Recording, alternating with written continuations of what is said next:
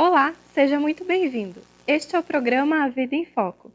A sociedade tem muitas perguntas. O Espiritismo tem as respostas para os desafios da existência humana. Nosso programa levará você a refletir sobre as questões profundas que a vida nos propõe.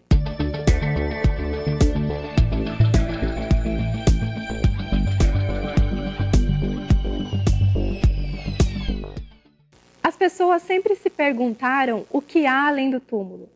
Será a morte o fim da existência, uma porta para a eternidade ou um estágio intermediário entre as vidas? A reencarnação está na Bíblia? Passagens e relatos sobre a reencarnação fazem parte da entrevista de hoje. Não perca! Nessa edição você acompanha curiosidades, crônica, o Espiritismo esclarece e, por último, a presença de Haroldo Dutra Dias, no quadro Pérolas do Evangelho. Você é nosso convidado especial. Fique conosco. Acompanhe agora a crônica da semana. A indústria é uma das mais notáveis criações da inteligência humana. Observar os processos produtivos de uma indústria nos dá a dimensão da capacidade criativa do homem e da engenhosidade que a tecnologia permite, facilitando a vida, criando resultados imediatos. Enquanto no passado recente tínhamos que fazer importante esforço braçal para gerar resultados, hoje os processos e sistemas de produção substituem muito bem o esforço físico, ampliando os resultados. Contudo, ao lado dos benefícios também surgem os males para o meio ambiente.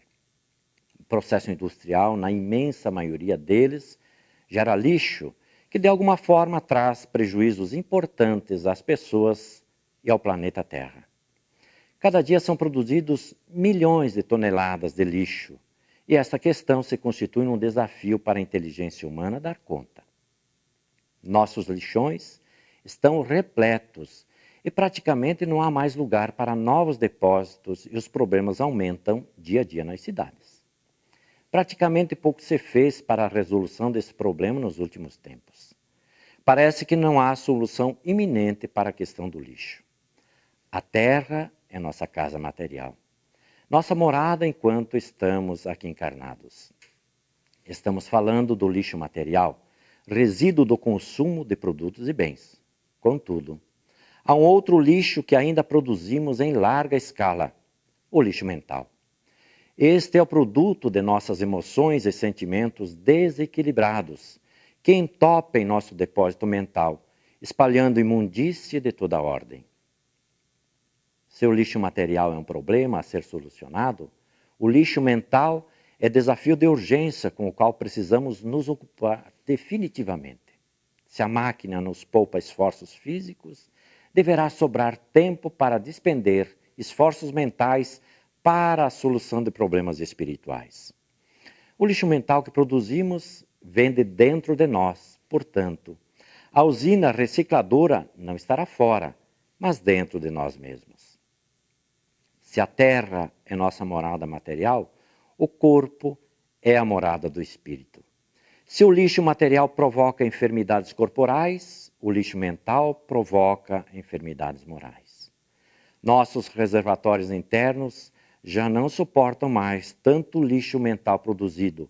Algo precisa ser feito com urgência. Diante disso, reflitamos. O que fazer para produzir menos lixo mental?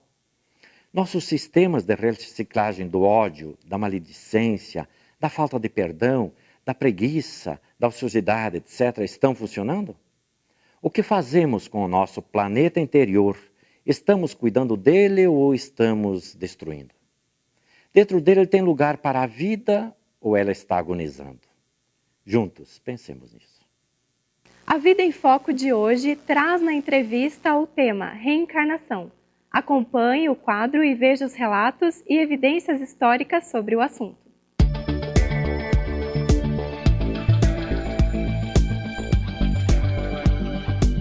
Olá! A partir de agora você acompanha o nosso quadro de entrevistas. Para você que nos assiste pela primeira vez, as nossas boas-vindas. E a você que já nos acompanha há algum tempo, o registro da nossa profunda gratidão pelo seu apoio, pelo seu carinho.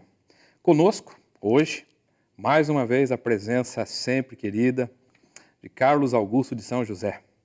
Carlos Augusto de São José, que na minha opinião é o cidadão espírita que mais conhece espiritismo no Paraná. Servidor público federal, aposentado como pró-reitor de Administração e Finanças da Universidade de Brasília. Espírita há mais de 45 anos, quase 50, seu Carlos. Quase um terço da história do espiritismo. Isso mesmo. O tema de hoje, reencarnação.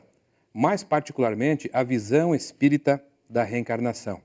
E esta, seu Carlos, é a nossa primeira pergunta.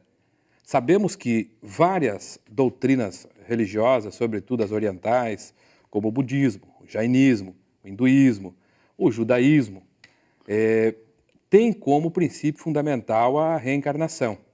E qual a visão espírita, seu Carlos, a respeito do tema reencarnação? Há alguns anos atrás, uma muito conhecida jornalista francesa chamada Annette Klein, do semanário Aurora de Paris, escreveu um artigo muito interessante a respeito dessa questão.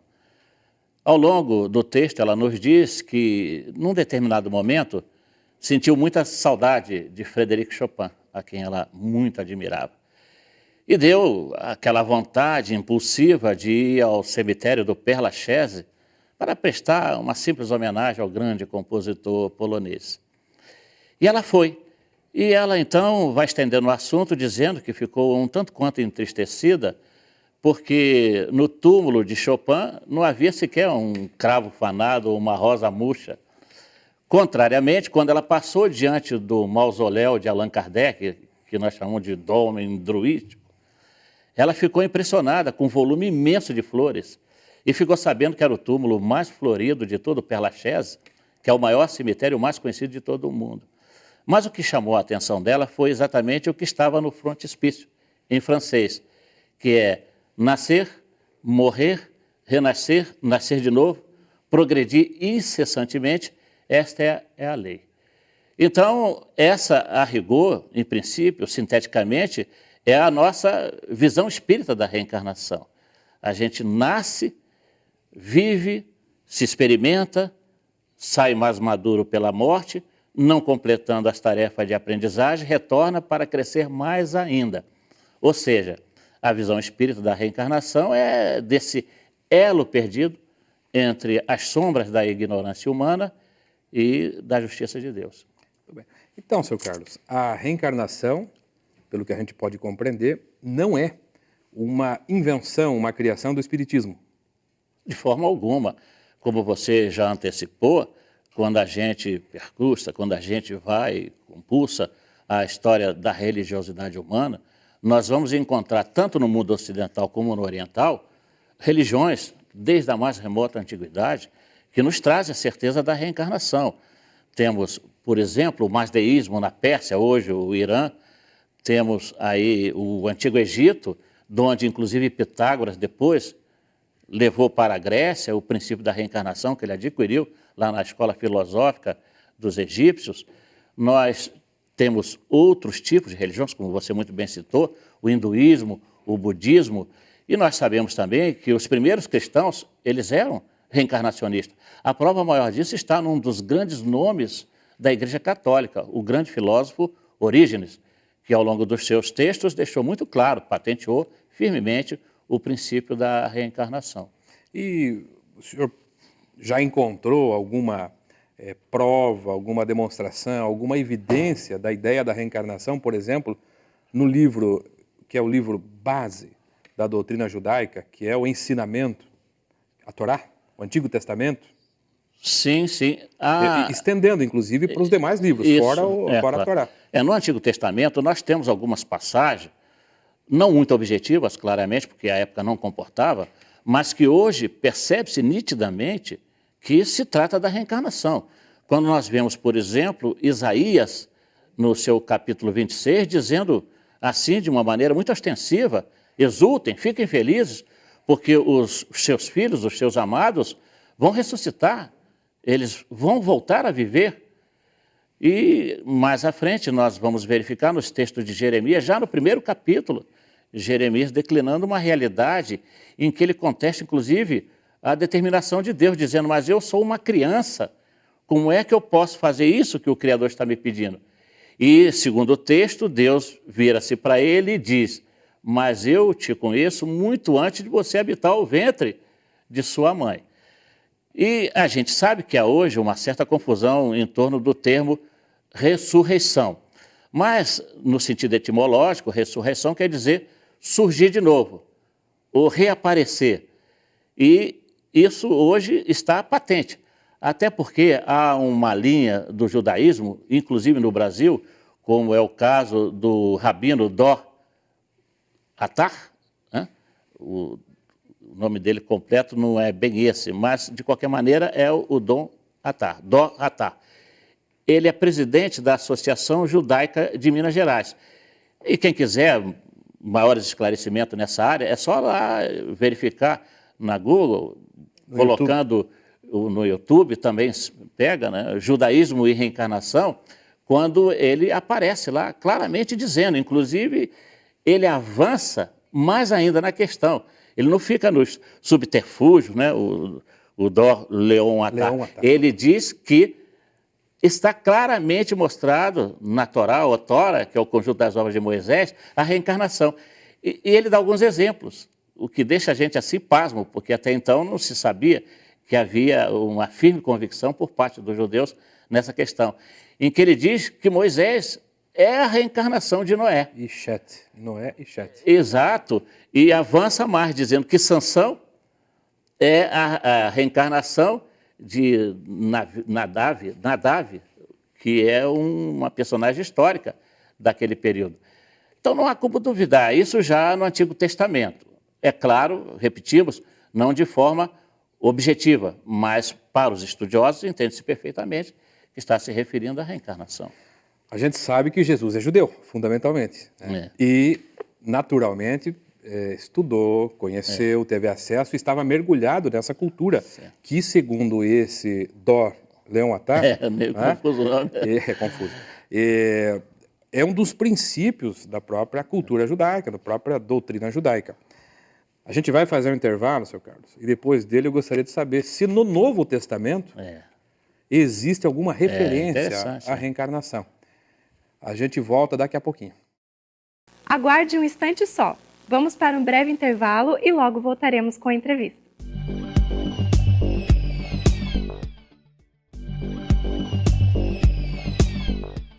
Voltamos. Você está assistindo A Vida em Foco. O assunto de hoje é a reencarnação. Fique agora com a segunda parte da entrevista. Estamos de volta. E sem perder tempo, seu Carlos. No Novo Testamento, ao tempo de Jesus. Sim. Uma das passagens mais notáveis, na minha maneira de ver, com relação à reencarnação, está na cura do cego de nascença.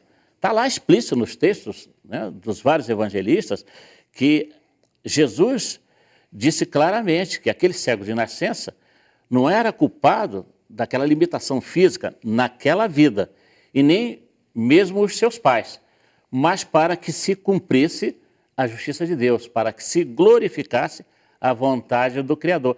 Aí está expresso.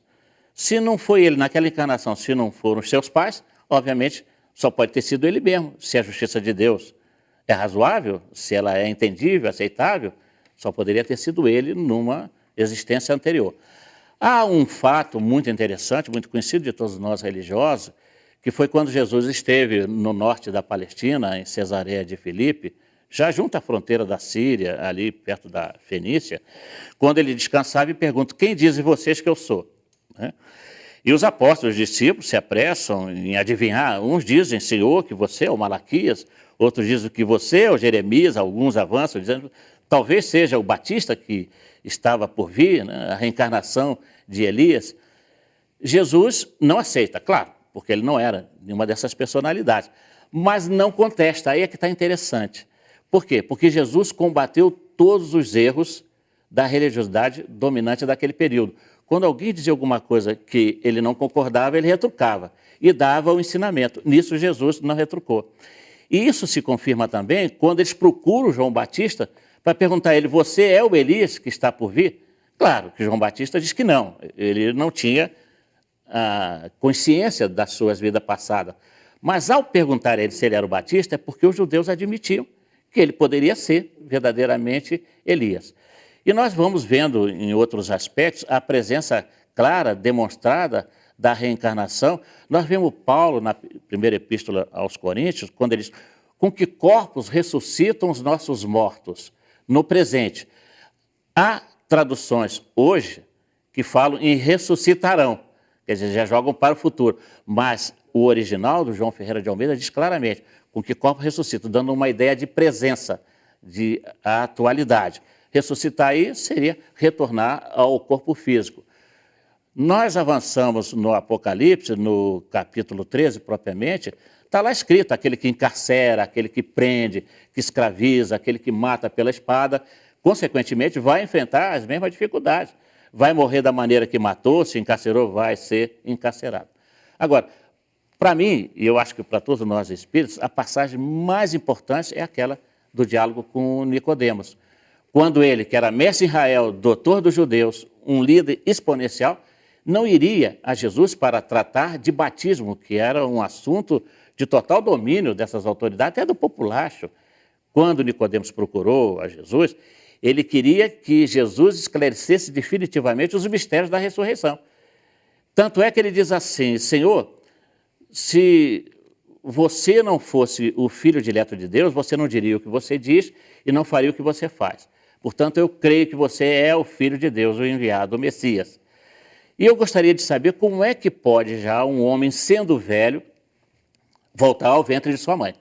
Verifica-se já nessa colocação do próprio Nicodemo que ele não estava tratando de batismo, de forma alguma.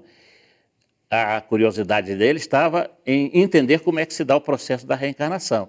E Jesus diz: não te admires que eu te diga que é preciso nascer de novo, porque aquele que não nascer da água e do Espírito não verá o reino dos céus. E Jesus avança ainda num outro aspecto nesse texto que passa um tanto quanto desconhecido. É quando ele diz que o Espírito é como o vento, que sopra onde quer, mas ninguém sabe de onde vem nem para onde vai. Só isso aí já quebra a espinha dorsal do dogma da unicidade das existências. Porque se o Espírito ninguém sabe de onde vem, é porque ele pré-existia. Se não sabe para onde vai, é porque ele já, então, virá a viver outras vezes. Então, Sr. Carlos, vimos assim que o judaísmo tem como princípio fundamental a reencarnação, o cristianismo nascente, que estava ligado, inclusive, à cultura judaica também, logo depois parece que houve uma interrupção, e o espiritismo resgata o princípio da reencarnação. Exatamente. Mas o mundo acadêmico avançou nesse sentido? Existe, do ponto de vista da ciência, alguma evidência, alguma demonstração? Com certeza. Inclusive, eu trouxe essa obra aqui para mostrar, né? A reencarnação baseada em fatos, do professor Dr. Carl Miller, que é um americano que vive na Suíça, e ele estudou profundamente a questão. Temos outras obras, como, por exemplo, mais recentemente, Imortalidade e Reencarnação, do físico Dr. Patrick Drouot, que se formou na Universidade de Colômbia, embora ele seja francês, que também traz informações notáveis a respeito da reencarnação. E, surpreendentemente, um padre, o François Brunet, escreveu Os Mortos Nos Falam. Ele aborda não só a reencarnação, mostrando claramente que ela é uma realidade inafastável, como ele diz que as comunicações com os mortos estão patentes em todos os textos bíblicos. Mas, nesse capítulo, a obra que eu considero mais importante, a melhor das contribuições, é do Dr. Ian Stevenson, que, diretor do Departamento de Neurologia e Psiquiatria da Universidade de Virgínia.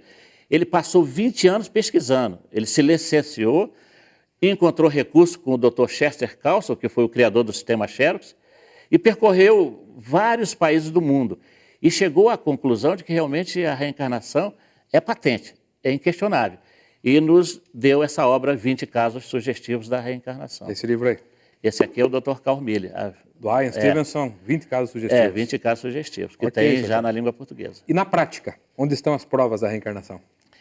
É interessante. Nosso tempo é curto. Tá certo. É interessante, porque nós temos os gênios adultos. Aí pode ficar a discussão de fundamentação acadêmica. Mas o que mais prova, através de fatos, a reencarnação são os gênios precoces. Poucos sabem, mas, por exemplo, Pepita Riola foi um gênio da música. Ele levou à emoção os reis da Espanha, quando ele pegou o piano com grande dificuldade e entoou ali uma habanera galiciana, a marcha turca de Mozart, deixou todo mundo perplexo, com apenas 3 anos. Poucos sabem que Pasteur, aos 7 anos, já manipulava ácido Paganini, aos 9, já dava show de violino. Ericsson, o grande engenheiro sueco, com 12 anos, já chefiava 600 homens no canal marítimo de Estocolmo, na área de mecânica.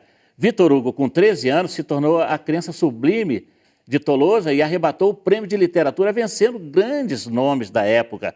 Mais recentemente, nós temos o fenômeno da Chiane, que com 4 anos já pintava quadros maravilhosos que hoje são vendidos por centenas de milhares de dólares. Ainda por cima é poeta. Temos também o Kim Yong, que ainda vive na Coreia do Sul, que deixou perplexo o Dr. Ken Ariyama, professor, doutor de tecnologia da Universidade de Tóquio, quando ele resolveu questões intrincadas de cálculo integral, levando o público ao delírio, aplaudiram ele de pé. Ok, seu Carlos. Para suas considerações finais, qual é a finalidade da reencarnação, então? Eu considero a reencarnação uma das maiores bênçãos de Deus. Por quê? Porque nos permite nascer para adquirir luz, renascer para quitar as nossas dívidas, enfim, para mostrar a justeza da grandiosidade desses mecanismos que regem o universo. Enfim, a justiça de Deus. Eu diria, sem medo de errar, que a reencarnação é essa chave bendita de ouro que abre e movimenta a porta dos mais intrincados enigmas humanos. Muito obrigado, seu Carlos, mais uma vez. E se você ficou com alguma dúvida, contato@avidaemfoco.com.br. Seguramente, seu Carlos Augusto vai ter muita satisfação e alegria em fazer contato com você e responder. Fique conosco. Se você tem dúvidas e acha que o Espiritismo tem a resposta, mande um e-mail para contato@vidaemfoco.com.br. Acompanhe o quadro O Espiritismo Esclarece. Olá, a indagação de hoje é se qualquer um pode desenvolver a mediunidade. O Espiritismo ensina que todos os homens são médiuns, em alguma medida. Isso significa que todos podem sofrer influência do plano espiritual. Isso se dá porque os homens nada mais são do que espíritos encarnados. Consequentemente, eles têm importante afinidade com os espíritos que permanecem fora da carne. Mas à parte essa sensibilidade geral, natural ao ser humano, somente podem ser qualificados como médiums, propriamente ditos, aqueles em quem o talento é pujante. Esses possuem tarefa definida na área da mediunidade e interagem com os espíritos de forma ostensiva. Eles têm condições de ver, ouvir ou permitir que os espíritos falem ou escrevam por seus corpos. Eventos esporádicos, como ver uma única vez o espírito de um familiar que morreu recentemente, não significam mediunidade ostensiva. O talento mediúnico, quando se apresenta de forma definida, ele permite contato regular e constante. Mas esse talento, ele se localiza no corpo físico e sua presença ou ausência é algo estabelecido quando da encarnação. Assim, é possível desenvolver um talento que efetivamente existe. Por desenvolver, entende-se burilá-lo, educá-lo, a fim de atingir o seu máximo potencial dentro das possibilidades do médium. Mas não é possível tornar médium ostensivo aquele que não tem o organismo físico moldado para tanto. Em geral, os médiuns ostensivos eles dão mostra de sua sensibilidade peculiar desde muito jovens. A título de exceção, existem as pessoas em quem a mediunidade se desenvolve mais tarde, na época da madureza. Mas o talento propriamente dito, ou ele existe desde o berço, ou não existe. Alguma crise emocional, algum embate mais fundo da vida pode fazer com que a mediunidade se torne atuante e perceptível.